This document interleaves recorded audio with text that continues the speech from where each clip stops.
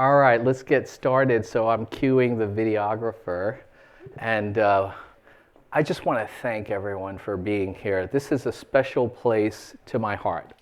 10 years ago, some guy named Bart Murphy called me up and said, would you consider giving a keynote address at a non-existent Agile conference that we're beginning in Columbus, Ohio? I said, who are you? What is it, Columbus, Ohio, and why should I do that? And it was one of the best things that I decided on. So that first year, to see what has come in a decade in this amazing community, which is, to me, it's like my home in the Midwest. I just was, gushing when Faye said, would you come back and give a talk back at Path? I said, yes. So with that, that's a little bit of the backstory. I'll fill in the 10 years in this talk about what I've seen in our field of just looking globally from a lot of observing Agile communities and data around the world. But to start, you're going to begin with a theater trailer of a crazy South African bush pilot who trained Mike Kennedy from Airplane Repo how to land a plane at 100 feet to hunt rhino poachers. How that has to connect with software, you'll find out. Let's roll the tape.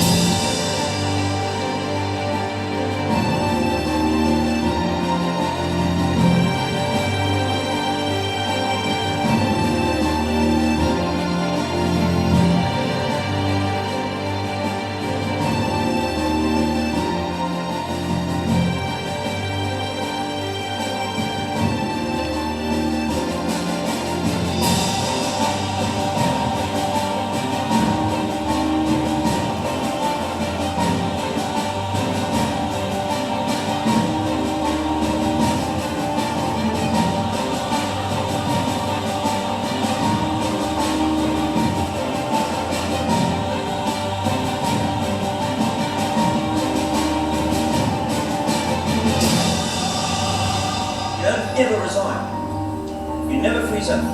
You fly the airplane. You are in control.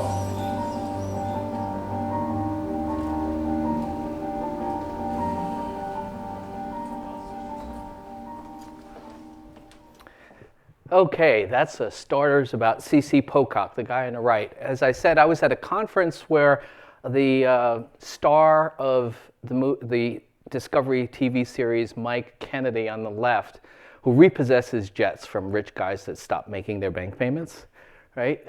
His passion, even though he's a celebrity pilot, is stopping rhino and elephant poaching in Africa. And he, during one of his talks at a conference, said, I want the group to know that the guy who taught me how to land a Cessna in 100 feet in the African bush, his name is C.C. Pocock, and C.C., raise your hand. So this guy to the right of me, who looks like Crocodile Dundee, hungover, raises his hand. I'm like, oh my gosh. All right. Long story short, I brought this guy to my airfield and I said, I want you to train me and my friends. And I want to learn to do what you do. And what he taught us was to operate your machine at the edge of its performance envelope. And how do you do that? And when you do that, what can you do? Now, in my world of software, I work with teams that are trying to operate their machine at the edge of the performance envelope. And so how would you know if you're at the edge of your envelope? So I'm going to give a little bit of a talk about the parallels here between flying an airplane and flying a team, and what you can learn from a cross-discipline concept. So what can a crazy South African bush pilot teach us about software agility, right? So that was a clip from a show called The Deadliest Job Interview. And again, on Discovery Channel is also Airplane Repo, which you know. And so this is CC when he came out to our little airfield. And he told us that in order to really understand the limits of our own skills and capabilities, we have to push it to the edge and write it down. Write it down. So one of the things that I figured out how to do after I wrote this down was to drop a plane at the numbers and stop it in about 470 feet, which was 1/3 the typical landing distance for a Piper Cherokee. And I thought, oh my God, like I've just cut 66% off of my landing roll because I wrote some things down and I found out where that edge of the envelope was, and not to be afraid of it. Don't be afraid of it. So here we were at one point in the training where I've got the plane nose up, a couple thousand feet above the ground, and I'm pulling it further up to what they call a stall angle of attack, and just managing it at the edge of the envelope, and then writing down what's happening with the aircraft on the instruments. And he would say to me, you can't scare me, you can't scare me, go further, pull up, harder, harder. And I'm like, we're gonna freaking die, you know? Because if you get an airplane nose up to a certain point, past a safety zone, it starts to, anyone know? It starts to fall out of the sky, right? And you've got to be confident when you're operating at that edge of the envelope. Any pilots in the room? Okay, one. Typically, there are about 2 pilots in every 1,200 people in the room. So you'll get what I'm talking about, but everyone else will too. So what we did in writing this down is operating the aircraft at a different configuration with flaps, no flaps, full power, no power, and seeing at what indicated speed the alarms start going off and lighting up, like Danger, Will Robinson, for those of you that are old enough to remember that robot, right? And then actually going past that, and then seeing when the plane starts to fall. And then hopefully you don't put it into a spin, right? So you have to manage your rudders, you have to manage your ailerons, and you have to not freak out. And the thing that's really amazing about this kind of training is you are practicing how to stay calm in the midst of something where you are completely freaking out, fear is way up, adrenaline is way up, and you've got to condition yourself to just do the right thing. And I think a lot of software teams have to do that. You're often at the edge of an envelope. You're often being pushed to levels of performance that management just can never seem to get enough of, and you have to stay calm, and you have to be able to fly the plane. You have to fly the plane. You have to drive the team. So when I first came here 10 years ago, I talked about a team that's in the educational software marketplace where I had seen them at the edge of a performance envelope. And the performance envelope I knew from my company's research on thousands of projects, waterfall, agile, onshore, offshore, and I was able to see the numbers, what we were writing down in how teams perform. And this company was one of the case studies that I presented at the first Agile conference here, but a lot has happened in 10 years. But there are some things that we can still learn from how they've gone beyond the point of stall and what they're doing now. And so we'll talk about that. We'll talk about how we applied the ideas in a study that we did here. Does anyone remember the Columbus Agile study, which was maybe about 6-7 years ago? We did it here. So we said, like CC Pocock, writing down the numbers in a plane at the edge of performance, let's see what you got, Columbus, Ohio. How would teams perform against a global library of other Agile teams. Where are you guys at? So I think this came from what I call the Sushi Summit with Ben Blanquera. Also, very much in the midst of the Agile community here. And I pitched it to Bart. And I said, Bart, what if we present in one of the following years an invitation? Let's have people pool data. We'll keep it anonymous. And we'll take a look at what level of the envelope our teams in Columbus flying at here. So here's what we found. We found that looking at a certain amount of functionality by about 25 different projects from about 10 different companies, the cleanness of the code was 75% fewer bugs than in the industry average. So for every 100 bugs in a block of code, Columbus Agile teams were seeing 25. Okay, in terms of schedule, they were 30% faster than the industry average. So for every 10 months of development, Columbus teams were finishing in 7. So what's the secret sauce behind that? And that became part of some published results, and I'll show you some details right here that wound up in a number of books. Jim Highsmith published these results in his books on Agile project management. Mike Cohn published this as chapter 1 of his book, Scaling Software Agility. I think that's the title, or if I got it wrong, it's one of the last Mike Cohn books.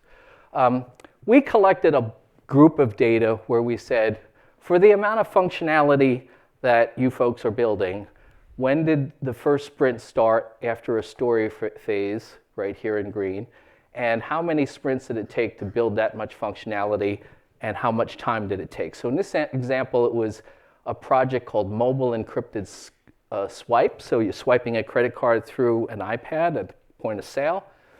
And they finished a certain amount of functionality of these many stories and these many story points and this much code in 11 months. When they did the regression testing in this last phase of the QA and hardening, they found 61 total bugs in the code that had to be found and fixed. So what you're seeing is, how does 61 compare to industry average? So in the Columbus data, 61 would be a number, and 4 times that would be the industry, 240, right? That's what we're seeing in the Columbus community. So for an 11-month schedule, industry average might be 14 or 15 months.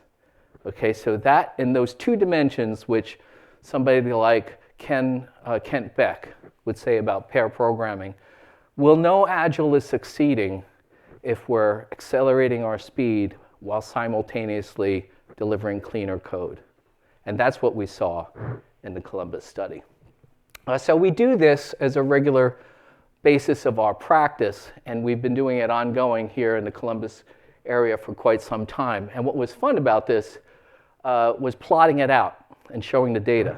So we said, okay, here's a chart on defects, small, medium, large systems in terms of stories, story points, and code. And the industry average line is this black line. The plus and minus bounds of the statistical bell curve are these hash lines. And all these green dots are bug counts for projects collected in Columbus. So how did I get the 75% fewer? I cut a line through the data. And I simply measured the distance between the industry average, which in this case, like say 100, and right here is 25, the center of the Columbus line. So it was pretty compelling. And when we look at it also, how many are actually, go back, how many are above the line? None. All of the Columbus project data was better than the industry average, way at the edge of a performance envelope. In terms of schedule, time to market, faster schedules is below this line. All but 3 or 4 were about 30% faster than the industry average. So this is the edge of this plane's performance. It would be interesting to see what it's like now. But this was back, I think, around 2013, 2014. And we had a lot of data from companies around that began implementing this way of writing things down and measuring and then comparing. So let's talk a little bit about what we're accomplishing here. We're basically talking about what we see in software engineering as a natural curve of bugs in code that are found and fixed from the beginning to the end of its life cycle across the various sprints.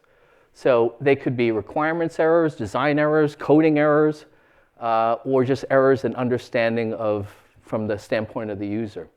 Severity levels, severity 1, system hangs, then down to cosmetic. So in the beginning, when there's no work done, there are no bugs. And about the middle, we get closer to the peak, defects rise as work products are created. And then as we get further into cleaning the code, we have latent defect removal, and we're starting to ride the edge of that curve to the point where it gets hopefully close as possible to 0, and then it's ready for prime time, right? The size of this curve, again, in terms of its peak amplitude and its duration, in Columbus projects was 1/4 the size of industry data. So, what do you think the curve might have looked like for a Boeing 737 MAX 8 autopilot, okay, or an MCAS system? When I read up about this, because I really am fascinated with aviation accidents, I found a couple of things that Boeing was facing when they launched the 737 MAX 8. They were under tremendous competition from Airbus, so they decided to want to come to market with a plane where they would accelerate the time frame. They wanted to do the shortest possible schedule. And there were times when I consulted to Collins Avionics, which built the flight control systems for Boeing, and Honeywell Flight Systems. And generally speaking, most of those engineering teams use small, agile teams. But in the case of this project, I have no doubt that they ramped up with a lot of headcount. So not using small teams, but trying to get compression on the schedule by using large teams. So quick question. If I double headcount from, say, 8 people to 16 people, and I'm building a flight control system that I want to beat to the market and beat Airbus, doubling the headcount, how much do you think the bugs increase? Any guesses? 4 times. 4 times. Any others? Generally, people are seeing, yes, it's about a geometric progression, right? So if instead of having 1/4 the industry average defects, you've got 4 times, now your peak of your curve is hugely high, right? So now you've got to spend a lot more time in testing, and in fact, that headwind of the testing actually slows you down. And so you can't release a product because you're cleaning up bugs. Now, what happens if there's a government shutdown that prevents you from deploying your bug fixes? Okay? So it turns out that in the NASA ASRS database, it's the Aviation Safety Reporting System, pilots file trouble reports for things that they see in the field. I've done it myself. And it's intended to be an independent database of finding out where safety risks happen. And there were lots of ASRS reports about the Boeing 737 MAX 8 MCAS. And the bug fixes, unfortunately, were delayed. So now you've got a compounding problem that is not just any one person's fault or one company's fault, it's a systemic fault. And it's the very opposite of what we do when we want to create clean code. Now, hopefully, they'll figure it out, and they'll fix this system, and they'll get it back operational. But when we talk about software bugs, sometimes we don't realize that in some cases, people die, right? So I learned about writing code and debugging and testing as a young engineer flying this aircraft, not an aircraft, it's a seacraft. This happens to be a Trident II nuclear submarine. It's 2 football fields long, and the navigation system that I was on, the team designing, did a few things that were really interesting now that I look back on it. When we wrote the code for this system, we did it with pairs. We had an entire group of people all co-located in one room. We also had a case where, as the author of the entire testing strategy, I had to get everyone to write and publish the test execution, the test plans and procedures before we wrote code. So think about what that translates to. Co-located, pair programming, test-driven development. And we were writing code that had to be clean. And that's what taught me about how do you make clean code. And it's ironic that that happened long before the word Agile came up in the Agile Manifesto. So in terms of pair programmers, when you're talking about two people working side by side, what do you think happens in terms of the code as it's being built when you have two people working at the same time side by side as an example of an Agile practice? What's the thing that happens maybe most frequently when two smart people are working side by side? Some disagreements. You have some disagreements. Anything else? You're hashing out, some thoughts about how you should build it. Anything else? If the skills are complementary, it really helps. Say again? If the skills are complementary, it really helps. If the skills are complementary, she said it really helps. Exactly. There's a way of delineating and separating the work and having people work on things that they are a good fit. Anything else that happens when you have two people working like this side by side? I would say less bugs because you have less people. Less bugs, right? Somebody's building a solution that they think, and the other person's watching and said, you missed something there, or that's a wrong call, or that's a wrong address, or that's the wrong subroutine.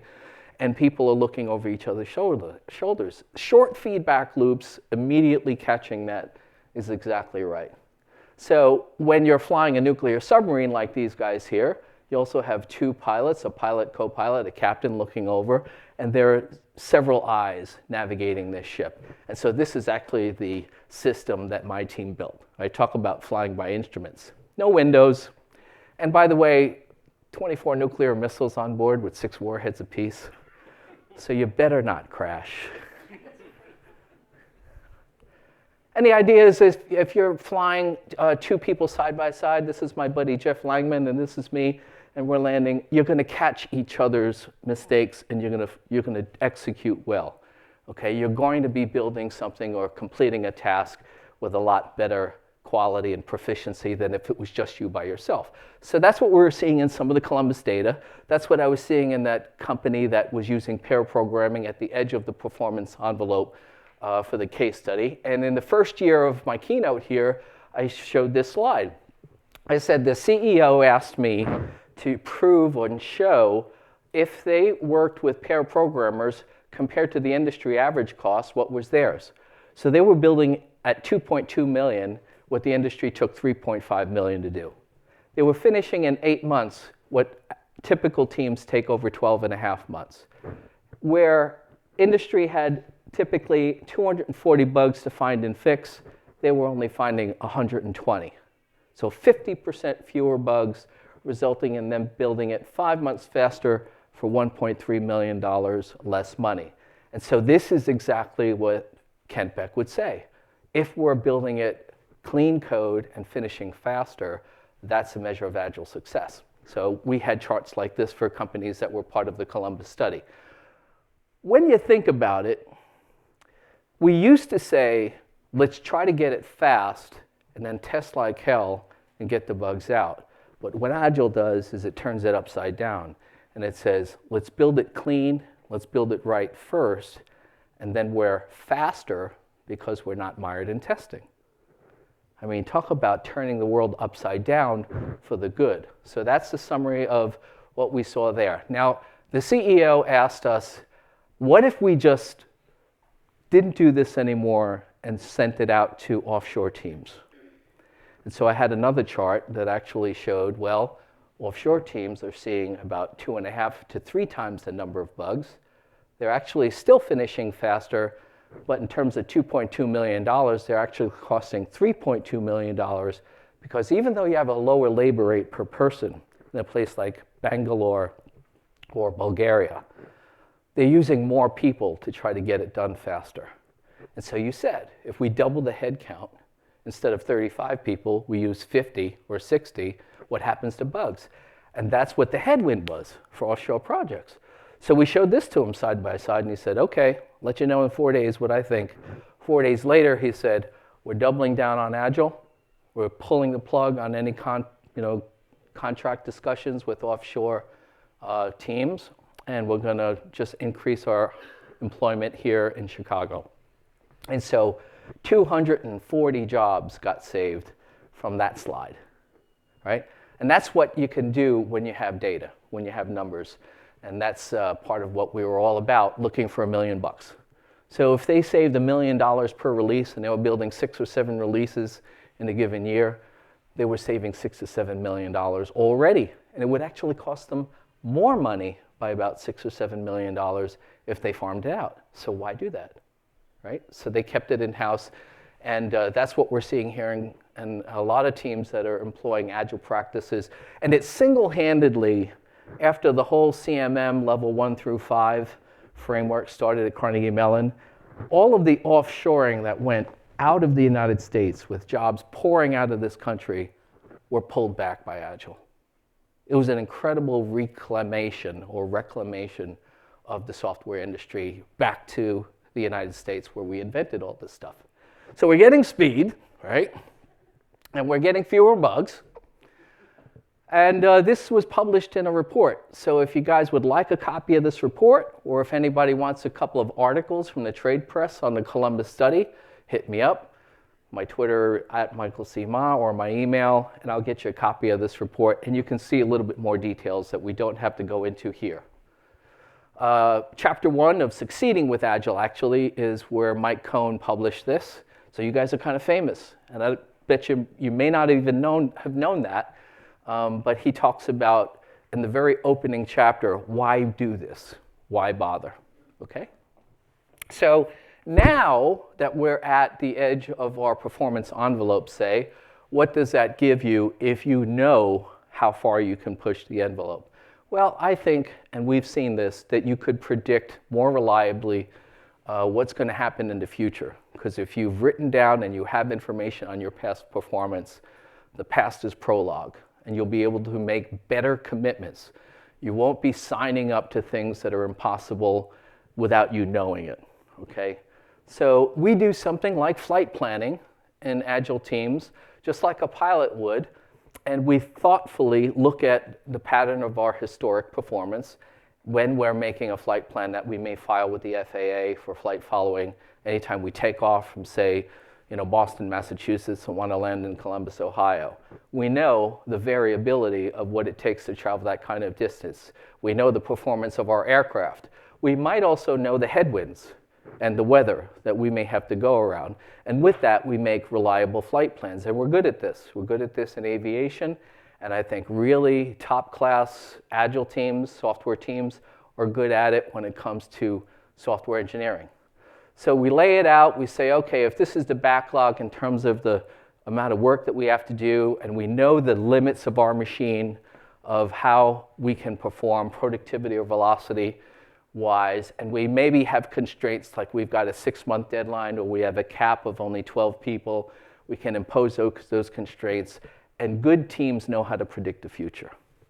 And they're better able to negotiate with the business and with management when somebody puts out a target that's completely stupid, all right?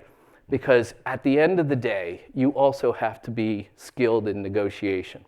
So even though I was trained as an engineer, was fascinated with Apollo space program, Apollo 11. I remember being a kid and watching Apollo 13 and hoping the astronauts get back safely.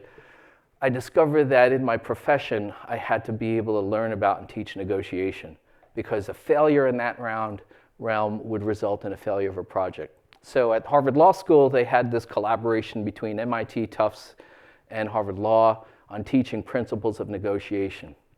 And so if you know a little bit about that, you can actually work it to your favor and work at finding out where are the leverage points, when you're trying to agree on a budget, a team size, a deadline, scope, because they're always going to push you to build too much stuff in too short of a time. And they're going to ask you to fly that plane beyond its performance envelope. And if you're not capable of really being able to operate past that edge, you're going to stall and crash. And that's what Esther Derby was talking about. All projects have been blowing it because there's a dynamic that happens out there in the world, and I've seen it in the last 10, 15 years. If you're a technologist and you're a smart person in engineering or sciences and you want to build stuff, chances are you were pretty smart in school. Chances are you were committed to being pretty smart in school because you wanted to make your parents happy. Chances are, and I've done this in terms of surveys, how many in a room are, the oldest child? Just out of curiosity, how many of you are the oldest child? Whoa, look at this. So time and time again, I find that the majority of people in conferences like this, it's the oldest child. And then, so you're cursed. You're basically from a dysfunctional family, and you are tasked with trying to make your parents happy. So you're an overachiever. And if you're of Indian or Asian descent, you're even more screwed up, right? Because you got some really screwed up parents, who are going to push you like that's, you're not a Bayesian, you're an Asian. You don't get B's, you get A's. No such thing as a Bayesian. And you become really dysfunctional. So what happens is, and later on in life you decide to find a good therapist to help you with this crap, right? You overpromise. So a boss says, Sally, what's your estimate for a project that has to finish in 4 months? And Sally says, 5 months? And he said, that's the wrong answer, Okay, 4 months? Okay, that's a good answer. And because you come from a dysfunctional family, you sign up for that crap. And you set yourself up. So you don't want to do that. You want to be able to, at a project and a team level, be able to negotiate. Now, there's a lot about scaled Agile framework going on these days. So what's happening beyond just the small kernel of a team? There's program level management of an Agile release train. So after this one comes this one, after this one. Okay, and we're sequencing the amount of functionality we're building in these increments, in these program increments, and we're creating, safe 4.0. Safe? You're not safe if you don't know how to keep your team safe from your own dysfunction, from being the oldest child of a dysfunctional family. Okay, so if you do this well, you can actually look at that. So one takeaway from this conference, everybody, if you don't have a good therapist, get one. Okay. You're also trying to come up with what ifs, because you're not going to, in a more advanced implementation of your skill set for your team, only come up with one answer. There's going to be a series of trade-offs. And in your negotiation, you're going to say, what if I use 3 more pairs? What if we prioritize the backlog and build this functionality first, and then we defer functionality and sequence it like that? What if we do something to actually impact the environment of the team and create co-located pairs and maybe work closely in iterations or sprints with the user and increase our productivity just by our practices? If we do that, will we make our date? Will we have a 50% probability? Will we have a 90% probability? So all of your what ifs are going to be what you need in order to just be better than a one-off, okay? You're also going to have to scale it. So when you're talking about just a team increment, that's fine. But like Esther Derby said, if you have something in the critical path and they're all going to get blown if you screw up any one. So you're going to have a team level increment, a system level increment, looking at it from a solution and a releasable solution. And you're going to have to look at the entire alignment of what you're building in the context of the larger organization. And these are going to be really important to be able to find the mix correctly. So we're thinking advanced flight techniques right now, okay? And you're going to have to be able to do this well if you're going to be able to do Agile beyond just a one-off. When you come down to a whole Kanban idea for epics and sequencing those and funneling them down and then channeling it down into from the business side to engineering, that boundary between the business and engineering is going to have to be really functional and not dysfunctional. Because you may be great at engineering, at building stuff, but if they're terrible about really organizing and sequencing the stuff they ask you to build, and they're not Agile, and they can't fly their plane at the edge of the envelope, you're going to have a mashup. You're going to have gears grinding and all kinds of stuff. So at the case study that I was talking about, the educational software company outside of Chicago, they realized that they were hitting the edge of the envelope and they couldn't go any further. We saw a limit to how fast that they can go and how clean their code was because the project management program level management was not agile. So now we had to say, how could we take what we know in this world, adapt it in that world, and then have these two worlds intersect? That's the next level, I think, of business agility. So you're really finding a way of negotiating and sequencing the backlog. And here's where engineering, I think, and IT has to teach the business about the laws of physics, the laws of nature. No, you can't do something like 990 story points in 3 months, right? How would you know that?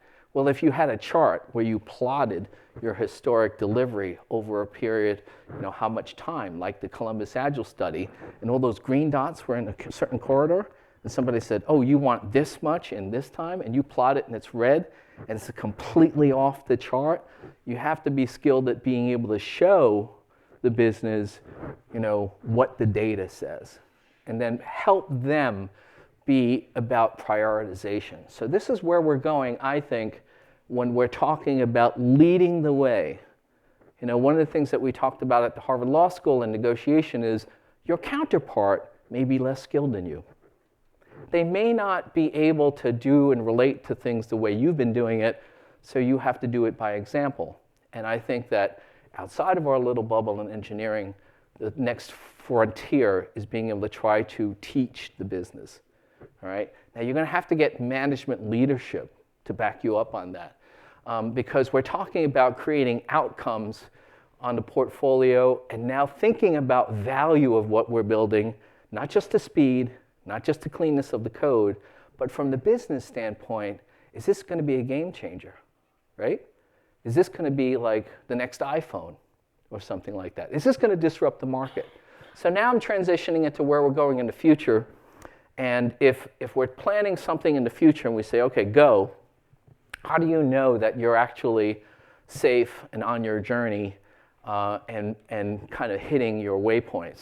So when you're a pilot and you file a flight plan and you say, okay, this is where we're going to go, one of the things that we do shortly after we depart from our originating point is we'll dial into a frequency for an air traffic control tower, let's say, outside of Columbus or Cleveland or Hartford, Connecticut, and we'll make a request. And we'll say, Bradley approach, Cherokee 7629 Whiskey, just departed Great Barrington, climbing through, 3,000 feet, eastbound, request flight following, right? So then they'll say 29 Whiskey, squawk, transponder code 5276, and ident. So you punch in 5276 and a flash ident that shows up on their radar screen, and bloom, there you are. And they say radar contact 10 miles east of Pittsfield, Massachusetts, and proceed on course, altimeter 3026. And then you repeat back to them, okay, on course, altimeter 3026. And now they're watching you. And if you have somebody really skilled watching your progress, they're going to keep you safe. And so if there's something ahead, like a thunderstorm or weather or another aircraft at your same altitude, they'll tell you. And so when it comes to execution of software projects, I think the best teams have really good internal flight following. They have a way of looking at how the team is progressing. They're watching whether they're following along a trajectory, on the burn up chart, on the burn down. They're looking at defects. They're looking at, head count. They're looking at the milestones that they're hitting, looking at velocity, and they're doing something with it. So it kind of looks like this, and if you're steering clear of thunderstorms that are yellow and red, you want to be able to slide through all this stuff on your journey. And there are going to be a lot of things for a software team that is going to be like pop-up thunderstorms that you did not expect, that you did not anticipate, and then you're going to have to be agile on changing your course, right? You're going to have to do that. So we do this on what we call S-shaped curves. We're looking at something called, the cumulative rise, the S shape of how many complexity or story points over a period of time. And then this I'll talk about in a minute. This is about value creation on a different index that's not about the story complexity itself, but it's the accumulation of the business disruption value capabilities that's going to actually go out in the field. And this is where we're going in the next stage of Agile development, where we're able to look like air traffic control across the building of the code, the building of the stories, the defects, the head count, total spend, and we're now forecasting. So I agree with Esther Derby's assessment this morning that we have to change our words from estimation. We have to translate that into using the word forecast. Forecast has a better cultural acceptance, I think, because people tend to dismiss an estimate, but for some reason the word forecast carries a little bit more credibility. So if you do this well, and you execute and you make your promises, you're not a goat anymore, you're a hero, right? You suddenly have this capability of sharing with management what's going to happen, and you're not losing face and losing credibility because you don't do this well. You do it well, and you wind up getting a little bit more credentials and veritas in your word. So now we're getting towards where I'm going about creating value with some of the folks that are pushing the edge of the envelope and disrupting marketplaces, because ultimately that's what we're trying to do. We're trying to self-actualize into creating different business outcomes. We're not just about building code. We want that to have a purpose. We want it to make a difference. And so what would it look like if we talked about bringing outcomes envisionment in the business and partnering as engineering, partnering with the business to creating outcomes? So now we're thinking about working as collaborators because we know our world, we know our market, and we might even have something of tremendous value to contribute to saying, hey, if we could build this capability, here's what you could do with it in a marketplace. So think about like the Apple team that said, if we could make an iPhone, right, here's what you could do to the marketplace. If we made a player for music and you could put 10,000 songs in your pocket, here's what it would do to disrupt the music business, right? Here's the business that it would create. And I think a lot of that comes from the technology folks who know what's possible and then works with engineering to say, here's what we can do in creating outcomes. If any of you have read Steve Jobs' biography by Walter Isaacson, you'll find that when they created the first Mac architecture, they had a group of their smartest people. They had them co-located in one building down the street from a Texaco station, near Apple headquarters, and they called it the Texaco Towers. And they had people working smart to create a vision of the future of what the outcomes would be. And that's how the Mac architecture was created. If you haven't got that book, go right to it, look in the index, and you'll find some really useful lessons. So I think that engineering is going to be about creating what we call outcomes roadmaps. And so in our firm, what we're doing now is we're partnering with companies that help businesses actually plot and plan value creation by the outcomes they desire, because that is the source of the pipeline that's going to go for what engineering has to build. You getting me? And then we're trying to get them to think about business outcomes in a structured, agile way, assigning value, assigning indexes, assigning prioritization so that they're building the more important things first. So we're doing this with training classes and workshops to try to get agile thinking into the business and coming up with a sequence of overall visions that ultimately drive project scope.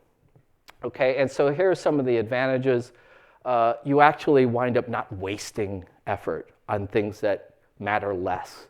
You're concentrating and focusing your effort on things that matter more, that actually have a connection to the outcomes envisionment that the business is trying to create.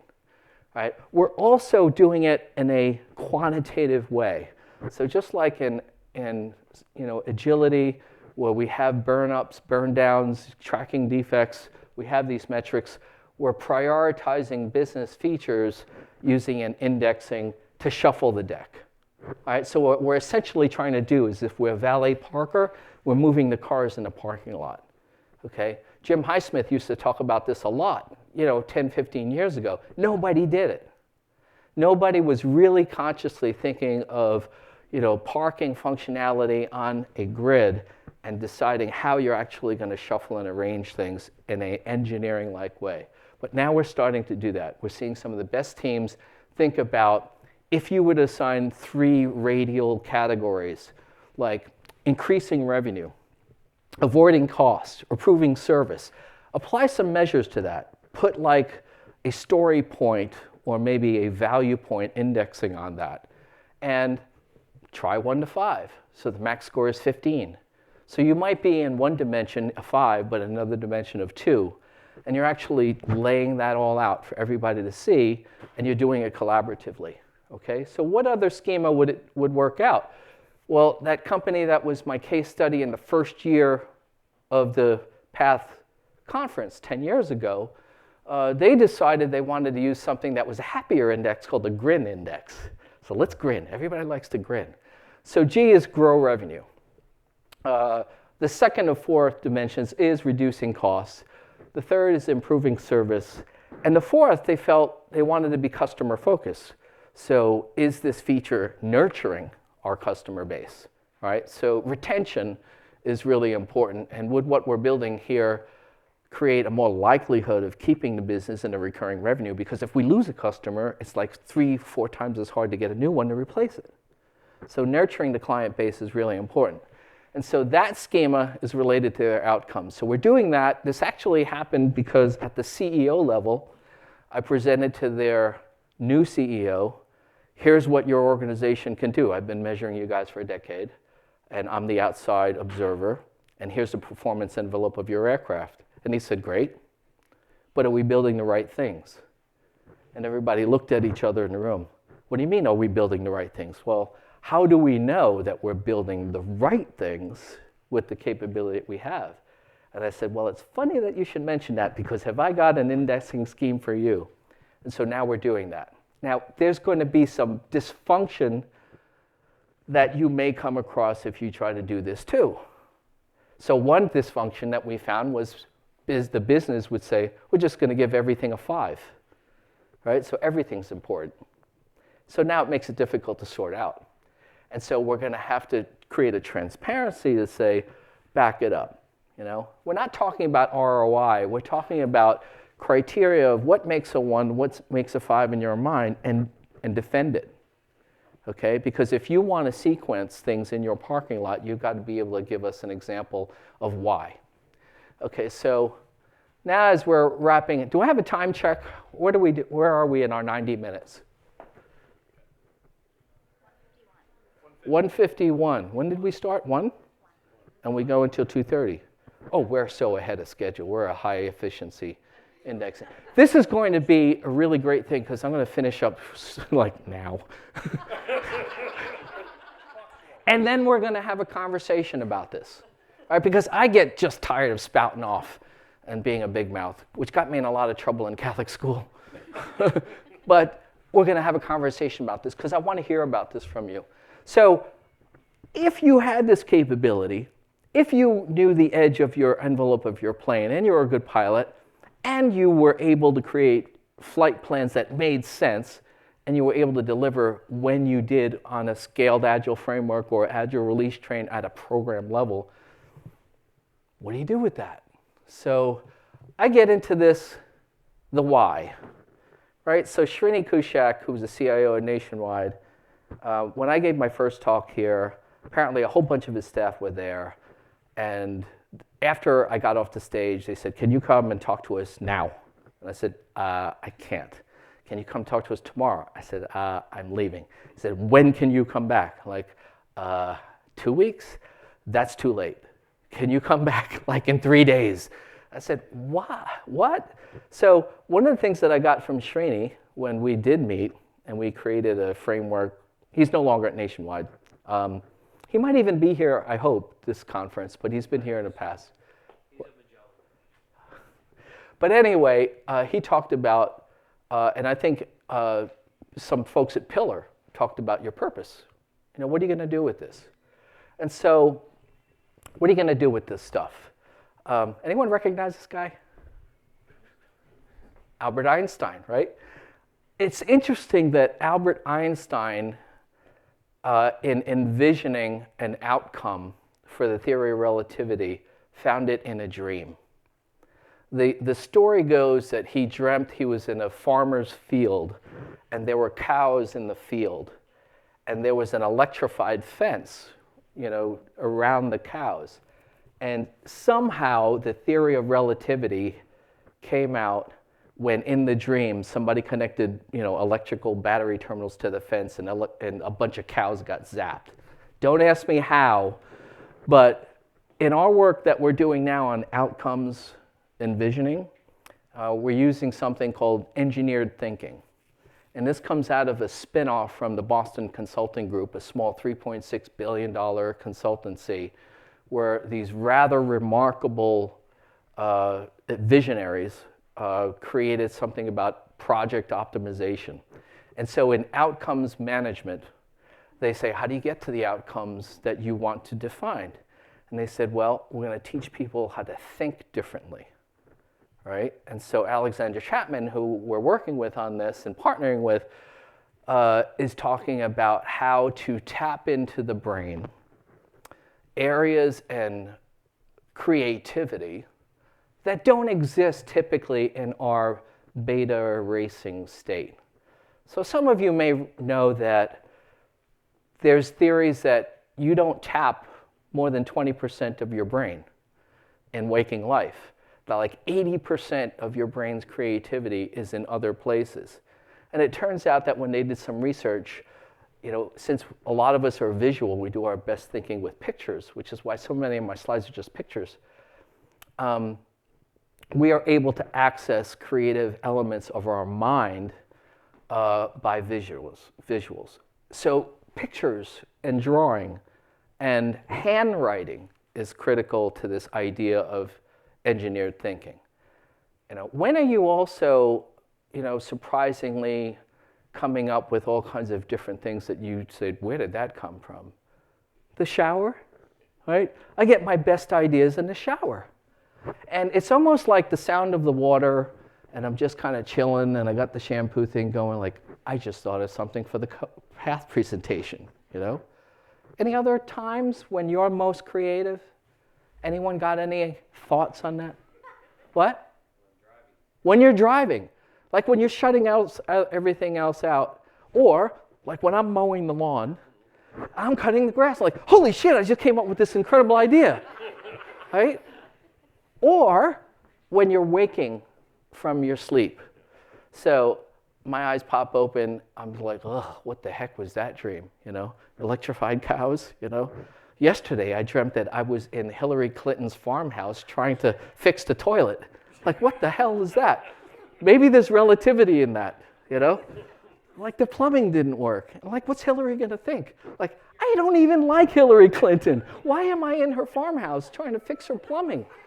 So, but anyway, I found that one of the things that I've been doing lately is in that space of waking life from sleep, I keep my recorder or a little notepad, and as things are going, I'm talking into the recorder like, oh, put Einstein in the deck. That's where the idea of putting Albert Einstein into this deck came from. I'm lying there in bed and I think of Albert Einstein, right? So think about that, because if we're going to bring the idea of we want to contribute to creating better outcomes, we're going to have to say, here are some ideas on how to tap the mind to do that. Because there's a global mind in your organization. There's an individual head, like you, me, right? But then there's the collective. And if we as a collective actually say, okay, everybody, when you wake up tomorrow, like write down what's on your notepad, get creative about it. Because you're going to be able to tap in to some of that stuff that you may not be aware of when you're out of the shower. So, you know, a while back I was studying Abraham Maslow's hierarchy of needs. And I thought, okay, so when we're building stuff, when we're doing stuff, we want to be able to, we want to be able to make our paycheck. So we're going to take care of our food, water, mortgage, raise the kids, get them through school. We're going to feel safe. We're going to have a sense of community, love and belonging among our teams. We're going to maybe feel good about what we do, have some esteem. And at the epitome of that, we're going to self-actualize. We're going to be, as Maslow would say, our best self. So scale that and think about, if you're in your company, what's your best self? What are you going to self-actualize in your group, in your department, in your team? What will it look like? So there's this guy, Elon Musk, and you may think that he's about electric cars with Tesla and SpaceX, but he said something interesting in a film called Racing Extinction, I think it was. He said, the thought of the human species being wiped out is all-consuming. And so when he talks about like colonizing Mars, that's his planet B, in case we really trash Earth, So interestingly, the avenue for that is to create renewable energy, like stop putting carbon out from gasoline-powered vehicles and create Teslas and, be able to colonize space and build rockets that could land themselves, which is crazy. I imagine what the Agile team might have sounded like when they say, and after we fire the main rocket boosters, we're going to land them back at the same time. Like, what? Are you kidding me? Have you seen this a couple of weeks ago when the Falcon Heavy re-landed? People missed this. Like, it's not even in the news. Like, the accomplishment of this is mind-blowing. The engineering of bringing these things back down. These aren't lifting off. These are coming back after they were jettisoned and the main ship was going towards the space station. This is some really amazing stuff. And it's part of a larger purpose, a larger outcome. So Follett, when I talked to the president, Nader Kamari, he says that he feels that his mission, while he's alive, because we're not going to live forever, is to empower the next generation. And that passion, that outcome, is about going in the classroom and creating the best learning environment for the children. And it's all about the kids. Any parents in here? Right? Okay, well, almost all parents, right? So you can identify with that as a parent. And how do you create learning in a way that's really empowering? That's your why. So it's not just that we're building code. We're building it for a really noble, different, self-actualizing purpose. We may be working on medical things that save lives, okay? We could be creating a way for people after they've gone through the hospital to then use the idea of food as medicine. So these two people, Alexis Fox and Micah Risk, are two co-CEOs of a firm that has partnered with Kaiser Permanente to help cancer and heart disease recovery patients extend their lives and create better health after they've had a crisis and have been in the hospital. And when I was talking with Alexis about this, she said, I realized that we had to be a software company. So if we're going to be what Forbes magazine calls the Pandora of food, if you like asparagus, then you'll like this.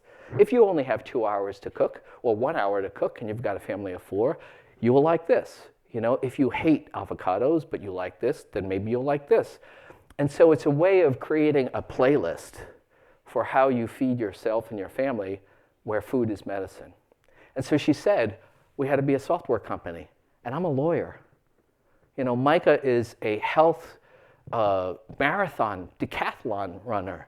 What do we know about software? So they got this guy, this is them in my plane, by the way. They got this guy, Alex Shopov, and he's a badass extraordinaire. He even looks it, right? Any guy with facial hair and a bald head, that's like the new badass look, right? He is an Agile expert. He's all about software agility. And as a director of engineering, he's creating the technology for the outcome of helping people use food as medicine, right? So how would you envision that? Maybe it came to Alexis and Micah in a dream. This is an aerial shot of North Carolina around the time of Hurricane Florence, was the last one, right? And a NASA team said, wow, That's a lot of pig waste being washed into the ocean. And they're studying hypoxic dead zones that are being created in the ocean because of agriculture runoff. So, fertilizer, Roundup, pig feces from Smithfield pork, facility lagoons. And then he created a ultraviolet way of looking at the data and creating even more contrast. This is software.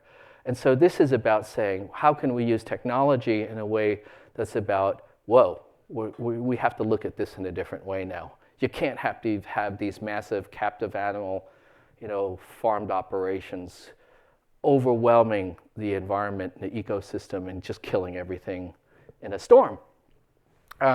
This is a couple of guys who are the sons of one of my best friends, a fellow pilot, who was sadly killed in a car crash, right?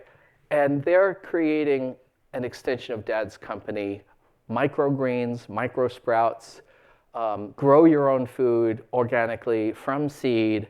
And they said, how can we be better at executing what we're trying to do with Dad's company?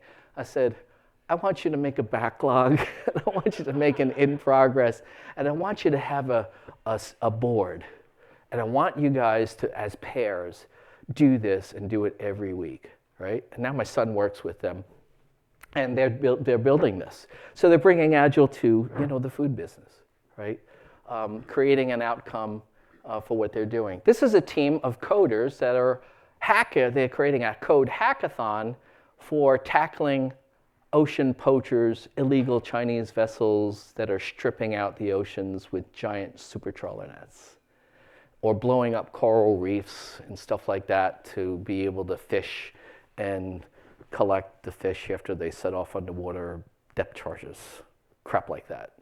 So they got a bunch of programmers that would actually build code that would use satellite surveillance data and find all the pings and find out all these bad guys like Sea Shepherd hunting Japanese whalers. I gave a talk on that once here, to be able to try to save the oceans, right? So this is their why. A software team of Agile hackers helped solve the Ebola breakout in the Sierra Leone a while back, a number of years ago.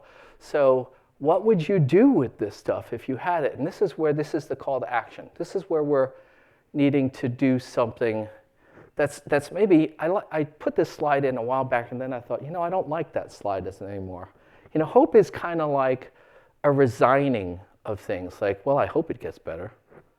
Well, what are you going to do about it? And it's interesting that you probably have heard about this young girl, a 16-year-old Swede, and she spoke to the United Nations and she said, I don't want you to hope.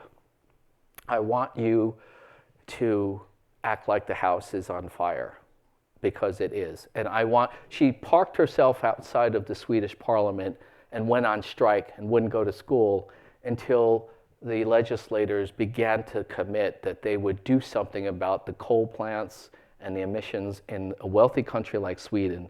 And she said, we can't do this anymore. We can't live like this anymore. You are our parents.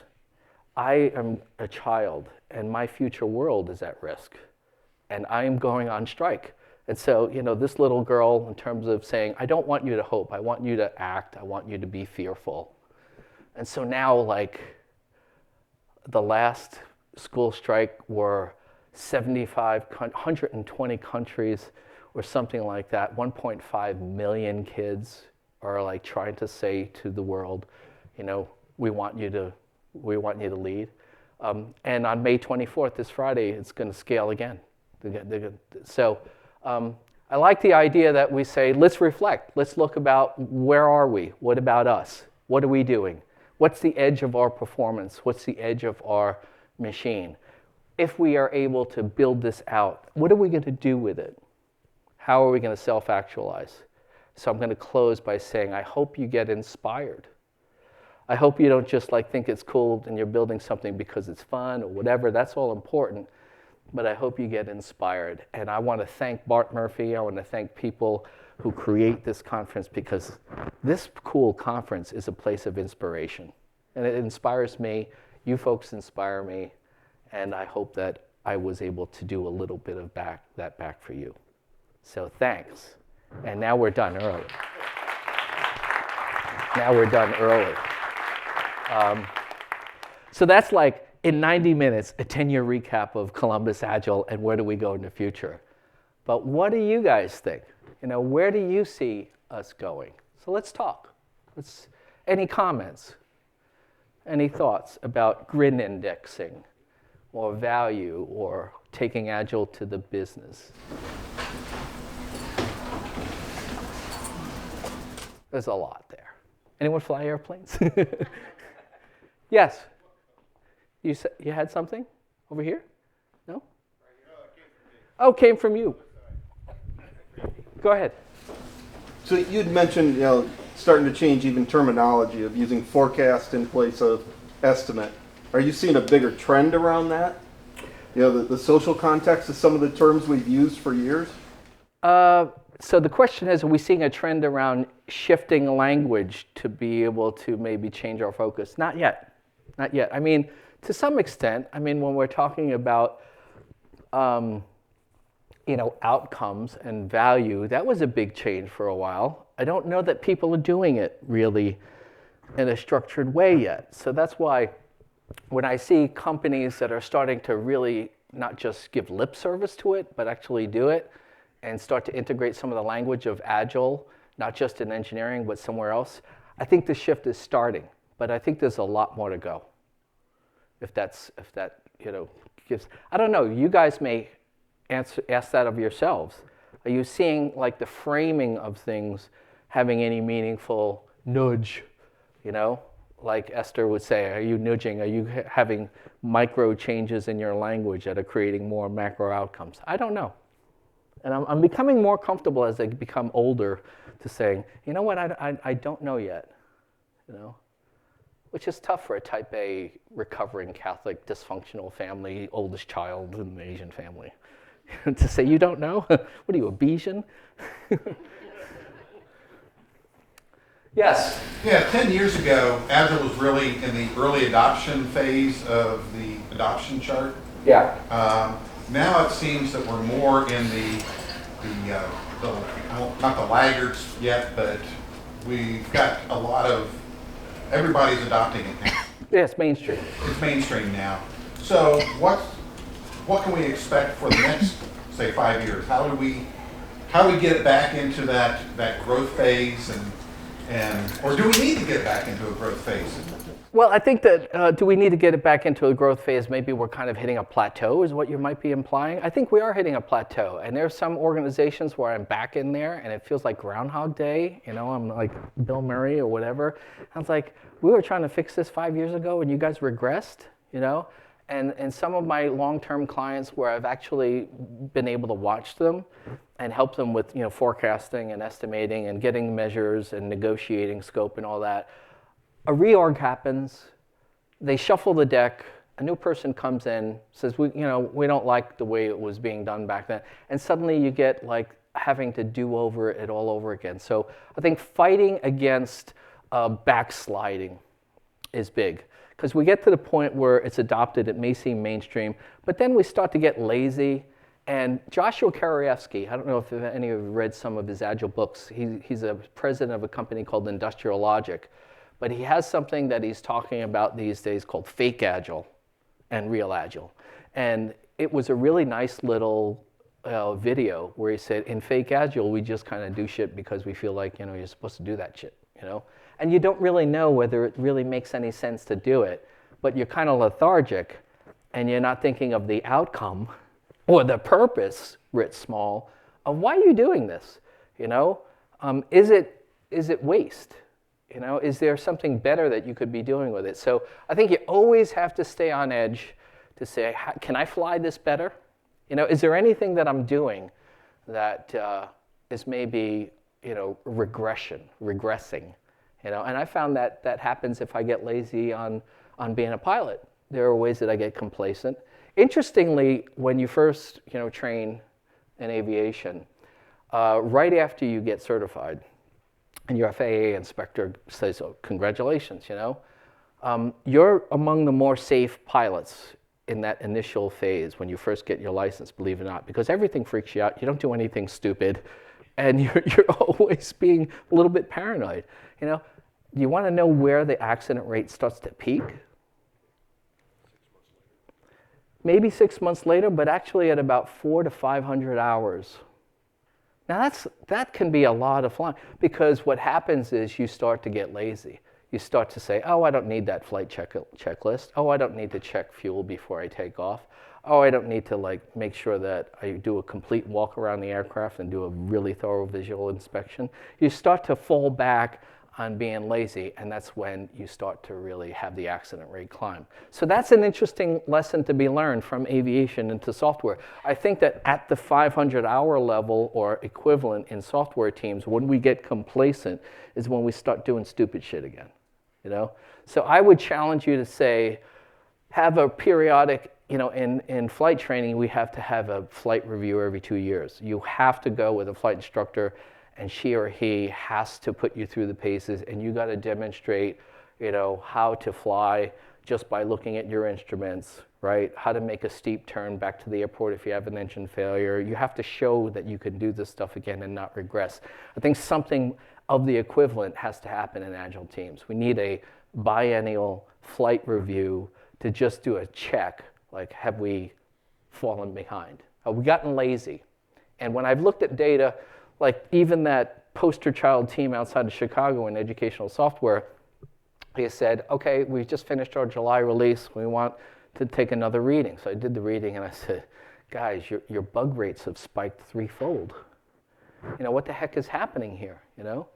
And it was a sobering wake-up call because they got complacent. And then they wound up using the old classic, let's throw 60 people on it. Let's try to compress the schedule to 3 months. Let's have a baby with 9 women in 1 month. Like, what are you doing? You know? And they had a wake-up call. And the biggest threat to it is reorgs. Reorgs are like kiss of death. You know? Because sometimes you get good infusion of new ideas in with a refresh. Other times it's like, man, like we're doing stupid shit all over again, right? So I curse a lot. That's why I was always in trouble at the principal's office in Catholic school. You know, Father, forgive me, I have sinned. I said the F word in front of my mother again. You know, so how are we doing? We got a few more minutes, but any others, comments, thoughts?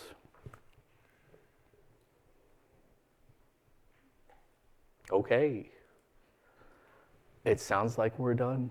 Thank you very much. Message me if you want a copy of the original articles on the Columbus Agile study or any of the paper's reports to go into more detail on how would you do this if you did it yourself. At Michael C. Ma, Twitter, michael.mott@qsma.com on email. Salute, have a great rest of the conference. And I'll see you around. I'll be around for the next day and a half. Okay.